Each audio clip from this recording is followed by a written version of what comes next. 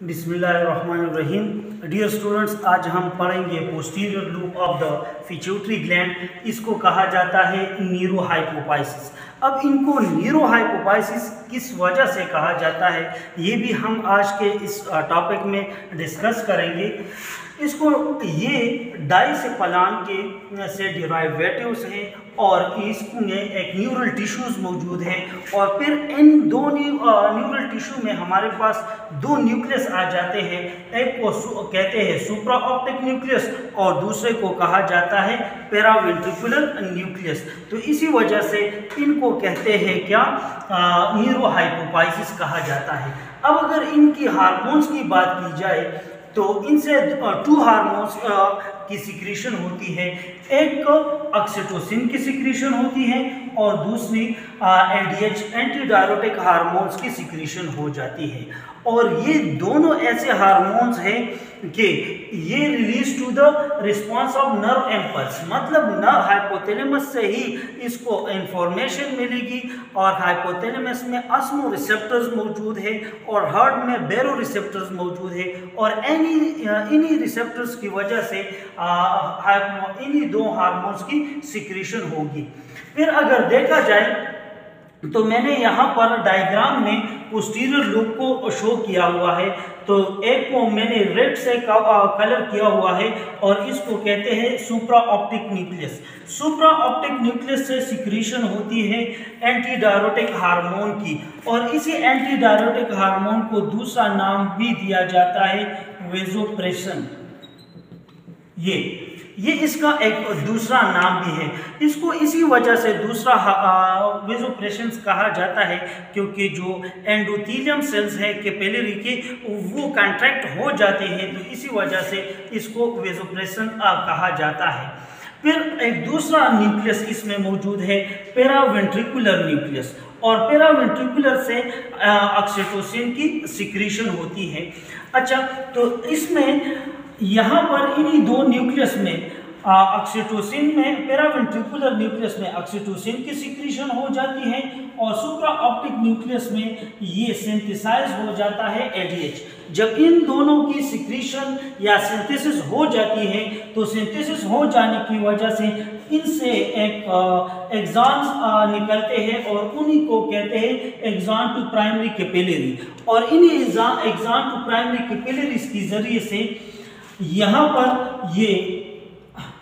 यहाँ से ये इस तरीके से in the form of droplets या in the form of bubbles या इन द फॉर्म ऑफ इस तरीके से क्या निकलेंगे, एडीएच ऑक्सीटोसिन यहाँ पर सिंथेसाइज हो जाएंगे सुप्रा ऑप्टिक न्यूक्लियस में और स्टोर हो जाएंगे पोस्टीरियर लूप में।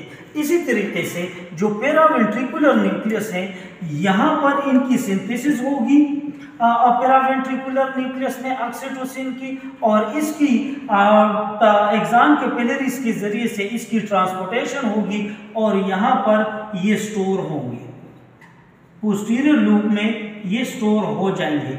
जब ये स्टोर हो जाएंगे तो फिर जब भी इनकी ज़रूरत होगी तो नर्व इम्पल्स की मदद से इसकी फिर सिक्रीशन होती है। लेकिन चलो देखते हैं कि ये दोनों हमारे पास पेप्टाइड हार्मोन हैं, ऑक्सीटोसिन और एडीएच दोनों ही कौन से हार्मोन्स हैं, पेप्टाइड हार्मोन हैं, पेप्टाइड हार्मोन है।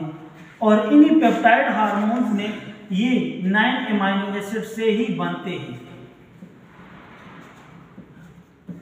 9 एमाइनो एसिड से भी। इसके भी एडीएच में भी 9 एमाइनो एसिड्स मौजूद हैं। नंबर ऑफ एमाइनो एसिड अगर दोनों की देखी जाए तो दोनों में number of amino acid same है। अगर इसकी हम देख लें कि यहाँ से यहाँ तक दोनों को देख ले तो इनमें 4 एमाइनो एसिड की डिफरेंस है।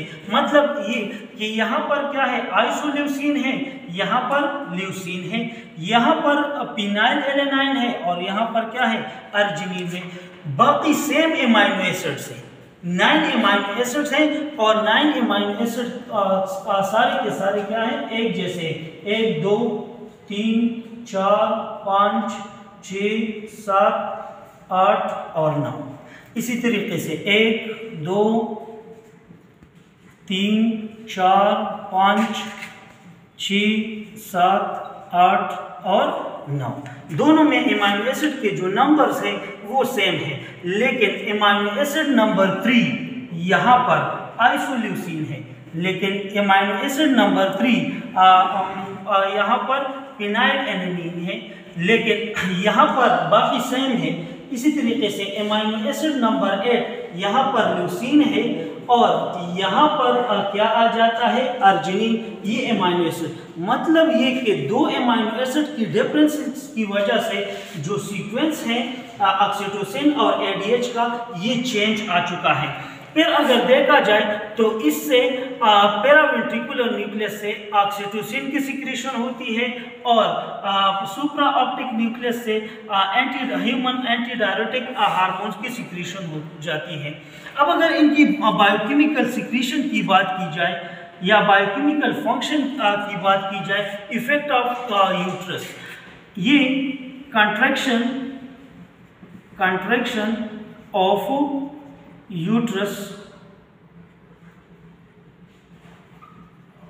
contraction of uterus during labor। मतलब ये कि जब भी बच्चे की पैदाइश होती है, बच्चे की पैदाइश के दौरान ये यूट्रस इसी तरह से फूला होता है। जब भी ऑक्सीटोसिन की सिक्रीशन होती है तो ऑक्सीटोसिन की सिक्रीशन की वजह से इस यूट्रस में मूवमेंट, स्मूथ मसल्स होते हैं, इसमें मूवमेंट ज़्यादा हो जाती है। मूवमेंट ज़्यादा हो जाने की वजह से ये यूट्रस के वॉल जो है वो कंट्रैक्ट हो जाते हैं। जो बेबी होता है उसके लिए जो स्पेस है उसकी कमी आ जाती है और एज ए रिजल्ट लेबर या बच्चा जो है वो एक्सपेल कर दिया जाता है। ये एक ऐसा हार्मोन है ऑक्सीटोसिन जो पॉजिटिव फीडबैक पे ही काम कर लेता है। मतलब पॉजिटिव फीडबैक से मेरा मतलब ये है कि अगर हम एक फैक्टर को ज़्यादा कर लें तो दूसरा फैक्टर भी ज़्यादा होगा। अगर हम एक ऑक्सीटोसिन का लेवल ज़्यादा कर लेते हैं तो यूट्रस की कंट्रैक्शन क्या होगी, ज़्यादा से ज़्यादा होगी और बच्चा जो है वो आसानी से ही पैदा होगा। इसी तरीके से इसका जो दूसरा आ जाता है function, effect of milk ejection from the mammary gland में मायोथीलियम सेल्स मौजूद हैं और इन्हीं मायोथीलियम सेल्स की क्या हो जाती है, स्टिमुलेशन हो जाती है और स्टिमुलेशन हो जाने की वजह से जो ब्रेस्ट होते हैं, ब्रेस्ट के निपल से मिल्क की प्रोडक्शन या मिल्क निकल आते हैं। तो ये भी ऑक्सीटोसिन का ही कमाल है और ये भी पॉजिटिव फीडबैक मैकेनिज्म में आ जाता है। इसी तरीके से जो तीसरा आ जाता है contraction of uterus wall after expel placental remains।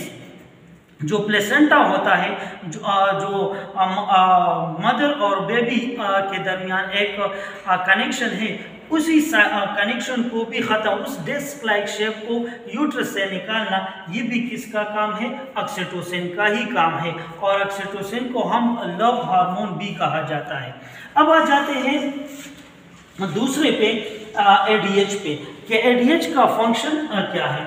ADH जो है ये ऑस्मो रिसेप्टर पे ही काम कर लेता है और अगर यहाँ पर ऑस्मो रेगुलरिटी जो है, ऑस्मोमोलरिटी ये ज़्यादा हो जाए तो यहाँ पर पोस्टीरियर लूप से जो पहले से सिंथेसाइज हार्मोन है और यहाँ पर पोस्टीरियर लूप में ये स्टोर हुआ है, इसकी सिक्रीशन हो जाएगी। सिक्रीशन हो जाने के बाद यहाँ पर क्या होगा, वाटर की रीएब्जॉर्प्शन होगी। किस तरीके से वाटर की रीएब्जॉर्प्शन होगी, अगर देखा जाए तो मैं यहाँ पर इसी तरीके से एक स्ट्रक्चर ड्रा कर लेता हूँ।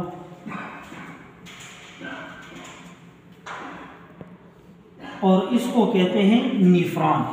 नीफ्रॉन में बहुत ज़्यादा पार्ट्स मौजूद है, लेकिन हमारा जो मेन पॉइंट है उसको कहते हैं डिस्टल कन्वोल्यूटेड ट्यूब्यूल्स।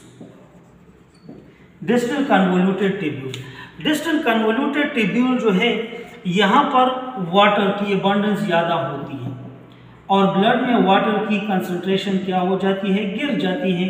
तो यहाँ पर एक कैपिलरीज होती है जिसको पेरिट्यूबुलर कैपिलरी कहा जाता है।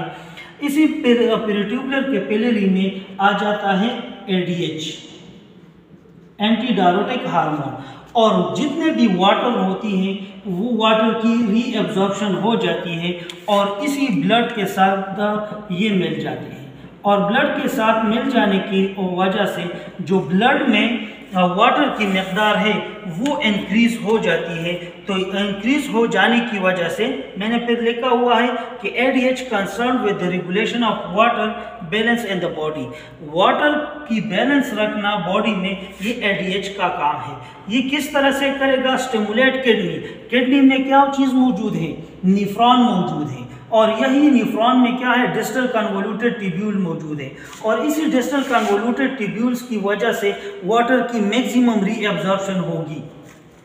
इसी तरीके से फिर एंड दस इंक्रीज द ब्लड प्रेशर, और इसी तरीके से ब्लड प्रेशर जो है ब्लड का ये बढ़ जाएगा। जब फर्स्ट टाइम इसकी 1942 में ये देखा गया कि आया ये ADH का कोई रोल है या नहीं है, या पोस्टीरियर लूप का कोई रोल है या नहीं है, तो एक्सीडेंटली एक रिपोर्ट आया था कि एक पेशेंट का ये पोस्टीरियर लूप जो है एक्सीडेंट की वजह से ख़राब हुआ था। ख़राब हो जाने की वजह से वो पर डे, मैं यहाँ पर लिख लेता हूँ ADH डिफिशियंसी। अगर एक बंदे में ADH की डिफिशियंसी हो जाती है तो ADH की डिफिशियंसी की वजह से उसका जो per day 20 litre per day वो यूरिन की प्रोडक्शन करेगा, यूरिन प्रोडक्शन। अगर एक बंदे में ADH हार्मोन की कमी आ जाए या ADH पोस्टीरियर लूप ख़राब हो जाए तो वो पर डे उसकी यूरिन फॉर्मेशन कितनी होगी? 20 लीटर पर डे। लेकिन अगर ADH नॉर्मल है तो ADH नॉर्मल होने की वजह से 0.5 से लेकर 1.5 लीटर पर डे वाटर की क्या होगी? रीएब्जॉर्प्शन होगी, वाटर की रीएब्जॉर्प्शन होगी। तो अगर फिर डाइल्यूट, इस कंडीशन में क्या होगा? डाइल्यूट यूरिनेशन की प्रोडक्शन होगी। तो ये थी हमारे पास ADH। अगर फर्ज कर ले हमारे पास ADH की में कमी आ जाती है या ख़राबी आ जाती है तो यहाँ पर एक डायबिटिक्स की टाइप आ जाती है और उसको कहते हैं डायबिटिक्स इंसिपाइडस। डायबिटिक्स इंसिपाइडस और डायबिटिक्स इंसिपाइडस आ जाती हैं और इसमें 3 मेन चीज़ें आ जाएंगे।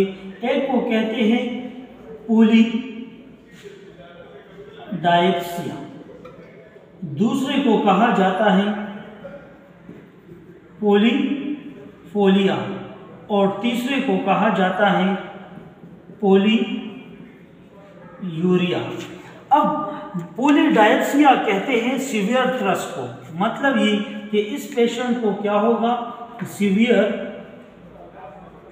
सीवियर थ्रस्ट, इसको ज़्यादा से ज़्यादा प्यास लगेगी, पानी ये बहुत ज़्यादा पी लेगा, लेकिन यहाँ पर वाटर की रीअब्जॉर्प्शन ना होने की वजह से, वो डाइल्यूट यूरिनेशन की वजह से वो वाटर की कमी आएगी, वो फिर से पानी पी लेगा और पानी पीने की वजह से फिर से डाइल्यूट यूरिन की फॉर्म में वो निकल जाएगा। तो इस बंदे को ज़्यादा से ज़्यादा क्या होगा? प्यास लगेगी। और पोलिया मतलब ये कि इस बंदे को ज़्यादा भूख लगेगी, हंगर इसको कहते हैं, मैंने फूड भी लिख लिया, और हैंग्री, वो ज़्यादा से ज़्यादा क्या होगा? भूख उसे लगेगी। पोलीयूरिया, पोलीयूरिया का मतलब ये है कि फ्रीक्वेंट यूरिनेशन, फ्रीक्वेंट यूरिनेशन से मेरा मतलब ये है कि इसको बार बार पेशाब आएगी और ये पेशाब क्या होगा? मोर डाइल्यूट होगा, मोर डाइल्यूट यूरिनेशन, मतलब ये कि इसमें वाटर की कंसंट्रेशन ज़्यादा से ज़्यादा होगी और एज ए रिजल्ट वो वाटर उस बंदे को प्यास भी लगेगी। तो यहाँ पर अगर देखा जाए तो मैंने यहाँ पर लिखा हुआ है कि इसको क्या कहते हैं, नीरो हाइपोपाइसिस कहा जाता है। नीरो हाइपोपाइसिस इस वजह से कहते हैं इन दो न्यूक्लियस की वजह से, क्योंकि ऑक्सीटोसिन पेरावेंट्रिकुलर न्यूक्लियस में सिंथेसाइज हो जाता है और स्टोरेज पोस्टीरियर लूब में। इसी तरीके से सुप्रा ऑप्टिक न्यूक्लियस सिंथेसाइज हो जाता है क्या, एडीएच, और स्टोरेज इसकी कहाँ पर हो जाती है, पोस्टीरियर लूप में। और यहाँ पर पोस्टीरियर लूप में जमा हो जाने के बाद जब भी बॉडी को ज़रूरत होगी तो ज़रूरत हो जाने अच्छा फिर जब ये बॉडी के लिए इसकी ज़रूरत होगी तो ज़रूरत हो जाने की वजह से ही इसकी सिक्रीशन होगी। अगर आप लोगों को कोई क्वेश्चन है तो कमेंट बॉक्स में प्लीज़ क्वेश्चन कर लें, इंशाल्लाह आपको एक ज़बरदस्त आंसर मिल जाएगा। Thank you.